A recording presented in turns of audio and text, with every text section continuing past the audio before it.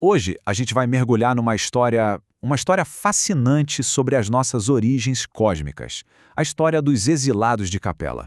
Sabe aquelas perguntas que vira e mexe todo mundo se faz? Quem somos nós? De onde a gente veio? São as questões fundamentais que ecoam por toda a história. A gente busca um sentido para a existência, aqui, nesse pequeno ponto azul perdido na vastidão do cosmos. E a narrativa que vamos explorar hoje, ela oferece uma resposta grandiosa para isso. A de que somos espíritos imortais, sabe? Numa longa jornada de evolução. Uma jornada que, segundo essa visão, não começou aqui na Terra e está longe de terminar por aqui também.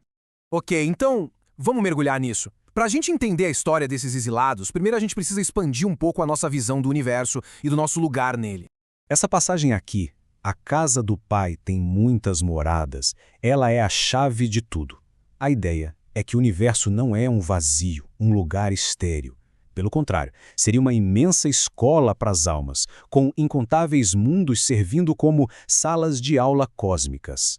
E essa ideia, claro, desafia o nosso orgulho. A teoria propõe que todos esses planetas que a gente vê no céu são de alguma forma habitados, em diferentes estágios de desenvolvimento. A Terra, portanto, não seria o centro de tudo, mas só mais uma dessas inúmeras moradas. E olha que interessante, esses mundos são classificados em categorias. Dá uma olhada nessa tabela. Vai desde os mundos primitivos, onde o que manda é o instinto, até os mundos divinos, a morada de espíritos puros. E a Terra, onde a gente se encaixa? Bom, segundo essa classificação, nosso planeta está ali, ó, provas e expiações. Um lugar de sofrimento que ensina, mas que já estaria em transição para o próximo nível, o de regeneração. E é justamente essa ideia de transição entre mundos que leva a gente para o coração dessa história toda. Para um sistema estelar bem específico, muito avançado, chamado Capela. Capela, uma das estrelas mais brilhantes que a gente vê no nosso céu. De acordo com essa narrativa, ela é o Sol de um sistema planetário onde viveu uma civilização muito, mas muito superior à nossa, tanto moral quanto intelectualmente. Agora, imagina só, um mundo que conseguiu superar as guerras, o ódio, a ganância. Um dos planetas desse sistema de Capela atingiu esse estágio. Virou um mundo de regeneração, um paraíso onde o bem de todos era a lei. Era o momento da sua grande promoção cósmica, digamos assim. Mas nem todo mundo estava pronto. Aconteceu uma divisão moral. Enquanto a maioria dos espíritos abraçou essa renovação, um grupo bem grande se apegou aos velhos vícios, o orgulho, o egoísmo, o materialismo. Eles simplesmente se recusaram a evoluir junto com o seu mundo. E essa recusa, segundo a história, teve uma consequência cósmica que era inevitável: o exílio para a Terra. Esse evento ficou conhecido como o exílio. E não é para pensar nisso como um castigo, tá? A ideia é mais um ato de justiça e até de amor. Para não atrapalhar, não frear a evolução daquele paraíso, esses espíritos foram realocados para um novo lar, uma nova escola que fosse compatível com as lições que eles ainda precisavam aprender. Essa escola era o nosso planeta. E foi assim que, há milênios, eles chegaram aqui. Encontraram um mundo primitivo, sabe? Habitado por uma humanidade ainda no começo de tudo. Um contraste doloroso, com certeza, com a beleza e harmonia que eles tinham deixado para trás. A chegada desses espíritos, com toda a sua inteligência avançada, mas com a moralidade ainda imperfeita, mudaria para sempre o destino da Terra, deixando um legado complexo, sabe? De luz e de sombra. Eles teriam reencarnado em 4 grandes grupos, que deram origem às raças que formaram a nossa civilização. Os hindus, com aquela espiritualidade profunda. Os egípcios, com todo o conhecimento em arquitetura, astronomia. Os hebreus, que trouxeram a base do monoteísmo. E os arianos, que desenvolveram a filosofia, a razão. Eles deram um impulso gigantesco para o progresso da Terra. Pois é.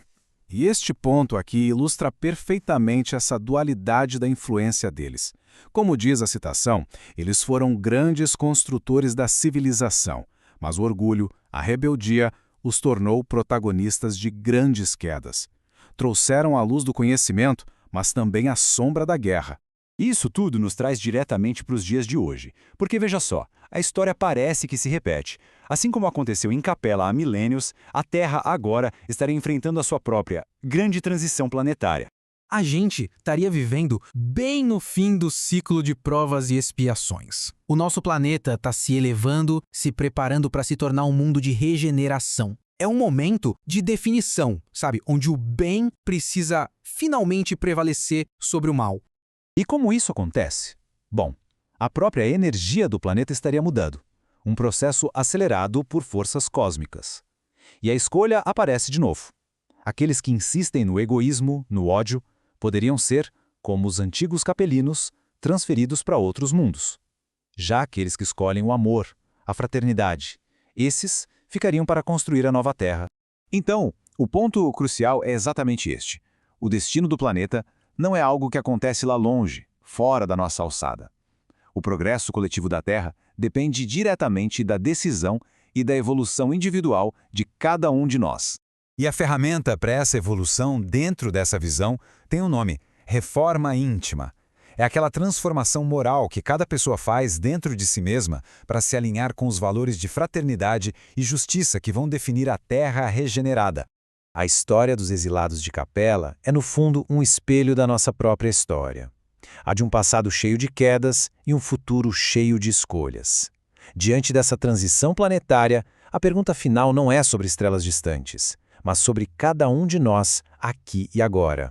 A gente está escolhendo o nosso destino? Porque, no fim das contas, a escolha entre ser exilado ou ser construtor do futuro talvez esteja sendo feita a cada instante.